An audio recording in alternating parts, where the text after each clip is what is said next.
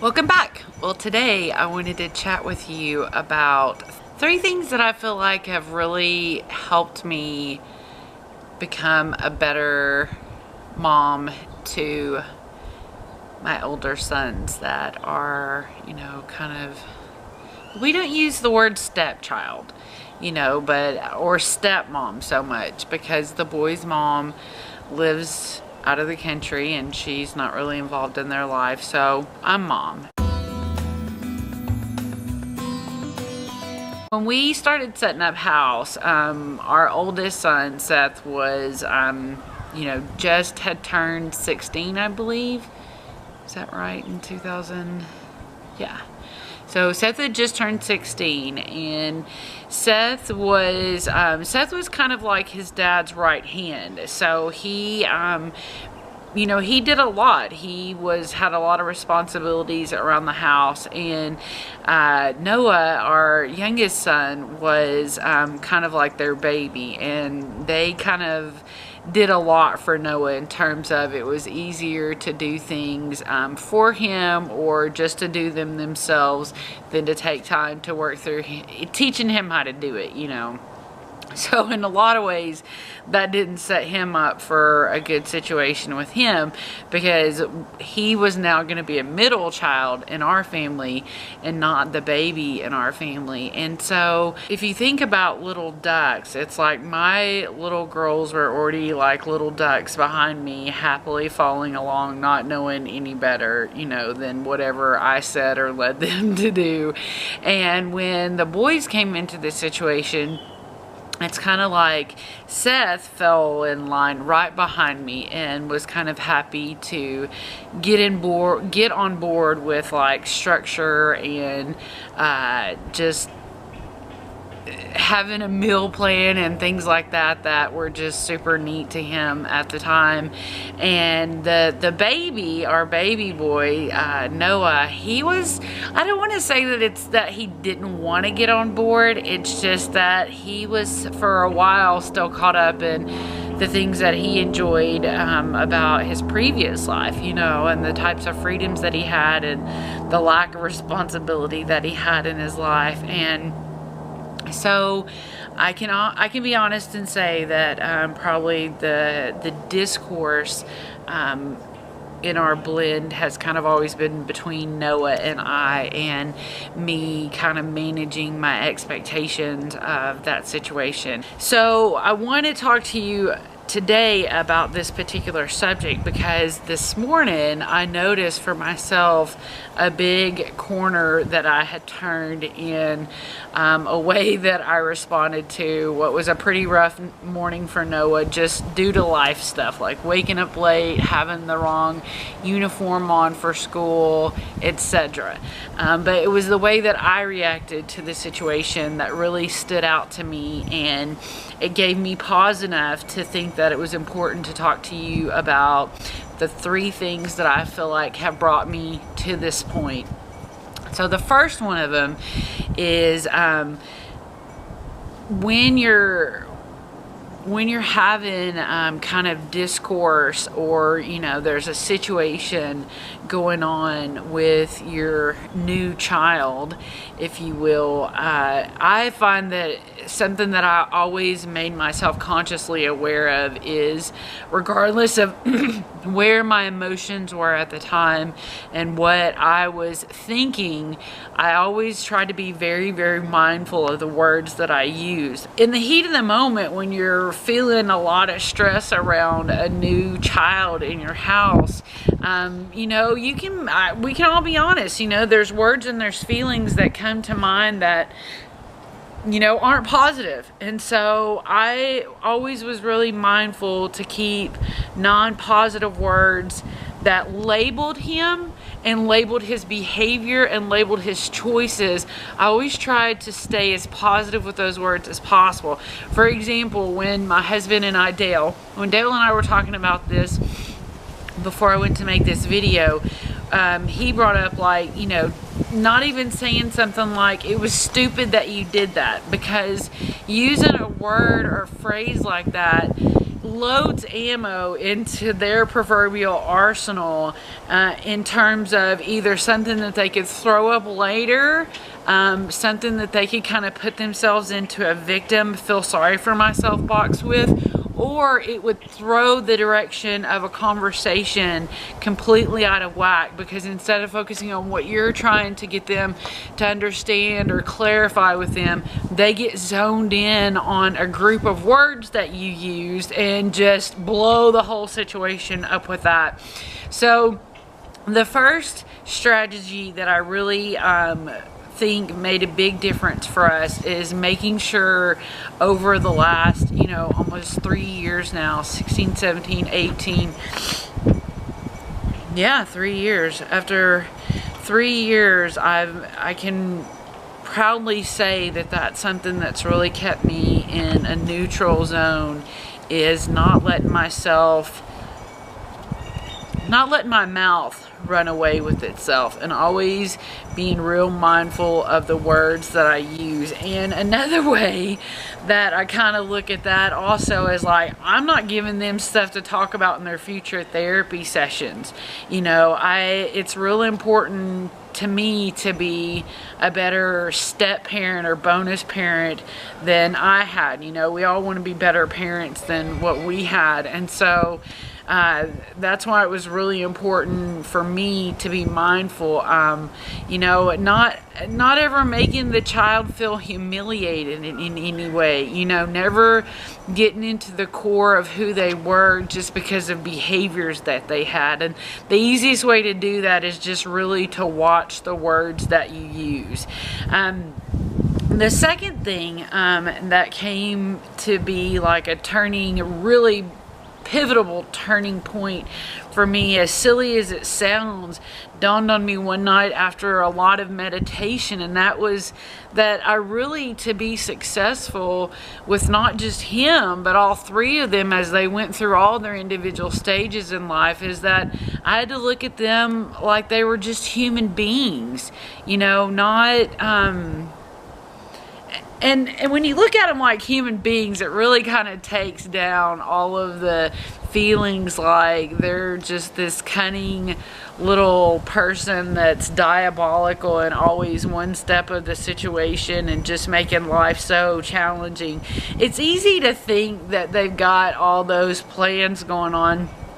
but really and truly, when I started to look at the situation like I did with the girls, like they were tiny little beings that came into this world and that I was entrusted to care for, that shapes a lot of how I approach and deal with the girls. And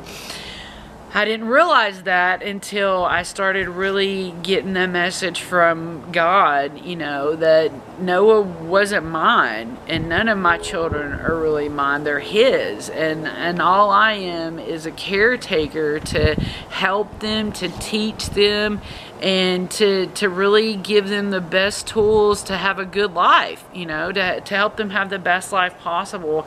And so I think a lot of times, because of the stress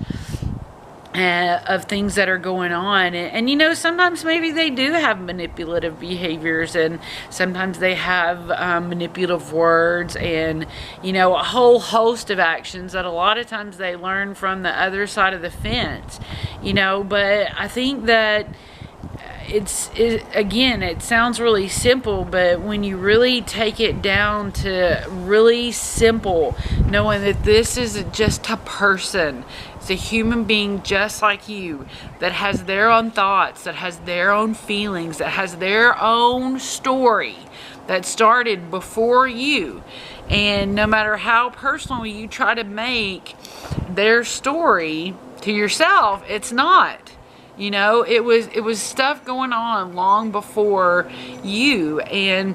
that's okay, you know. And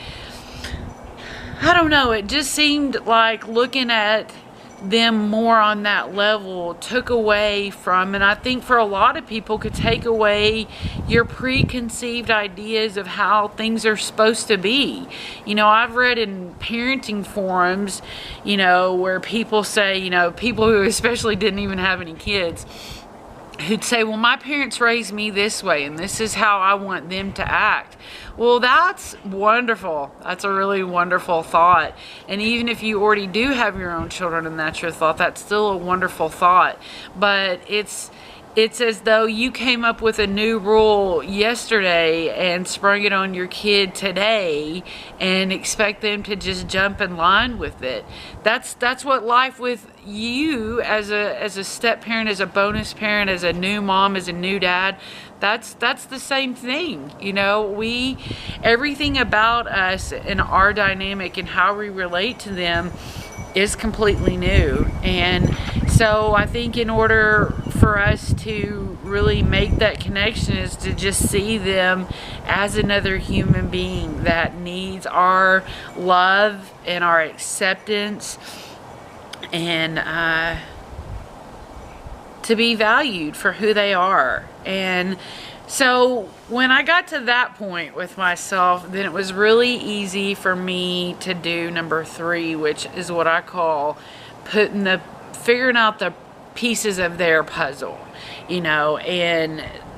the best way I can explain that is meeting them where they're at. You know, a lot of things at the time that I struggled with Noah were kind of outside of his box, you know, but they seemed like they were in his box, or they seemed like they should be in his box, and they easily fit in other people's boxes, but they just weren't fitting in his box. And once I was able to meet him right there where he was at and figure out again what his puzzle was, how his box worked for him, then I didn't have to keep having conflict because I was trying to meet him way over there and to get him to come over there. And you know, it's funny, and I don't by any means want to compare children to dogs, but you know, it's like if you get a foster dog, you know, or you have a friend that's got a foster dog, you know, they can always say, well, this dog is acting this way because this happened to him. And the funny thing is that dog can't even talk, and your new child or your bonus child or your stepchild actually came with a voice or somebody else that could tell you a lot about that child. But there's just still something when it comes to being a child that we have this cookie cutter mold that we want them to fit into, and when they don't, we just take up conflict with them, or our situations with them are so tense that it causes them to conflict with us. I think it's really important to start stepping back, way back from this situation, and if that, or stepping way back from that particular child that you might feel like you're always having conflict with, and looking at, you know, like I said, what are the different dynamics that make them up? What are they good at? What are they always having a challenge with? What is it that is making that not work for them? And what can you do to make it work a little bit better? As we grow up to be adults, we forget that the square piece won't go in the round hole. Little kids know that, but when we get all the way up into the time that we're the towering figure over our children,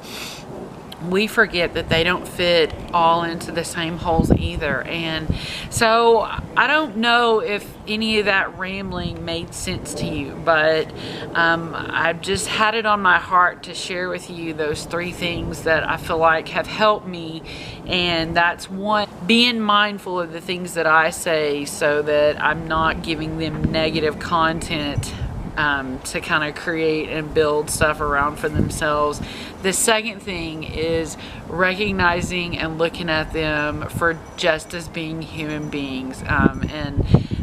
that they deserve kind of the same dignity as we as human beings want, and that's to be loved and honored and respected, and recognizing that they have their own feelings and their own history and their own story that has come into this situation. And then thirdly is learning to meet them where they're at and how the unique shapes and pieces of their puzzle fit together so that you nor them are consistently being stressed by forcing their piece into parts that don't fit together. This is not an easy task, you know, coming to the place of being a new parent, a new mom or a new dad for a child. Each and every day I'm trying to build my skills and hone in my ways and my ability to love so that I can be the best parent for all 4 of these children,